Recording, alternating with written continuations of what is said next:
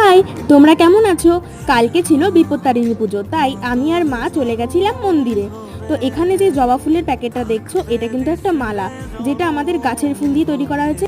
আমাদের গাছের গেরুয়া জবা আর লাল জবা দিয়ে এই মালাটা আমরা গেঁথে নিয়ে গেছিলাম মায়ের গলায় পরানোর জন্য। তো দেখো এখানে মা সুতোগুলো তৈরি করে নিচ্ছে। তো আমি এখানে দুব্বগুলোকে গুনে গুনে মাকে দিচ্ছি, আর মা এই সুতোগুলোকে বানিয়ে নিচ্ছে। দেখো এখানে কতগুলো সুতো বানানো হয়ে গেছে। আর মায়ের মন্দিরের পাশেই রয়েছে শিব ঠাকুরের মন্দির। তো এখানেও চলে আসলাম ভোলানাথের দর্শন করতে। তো আমি এখানে চলে এসেছি মাকে দর্শন করার জন্য।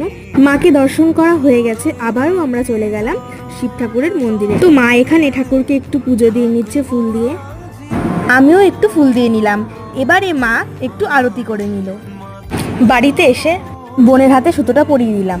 ভিডিওটা তোমাদের কেমন লাগলো অবশ্যই কমেন্ট করে জানাবে। ভিডিওটা ভালো লাগলে অবশ্যই লাইক, কমেন্ট এবং সাবস্ক্রাইব করে দেবে। আজকের জন্য এই পর্যন্তই, দেখা হবে অন্য একটা ভিডিওতে। ধন্যবাদ।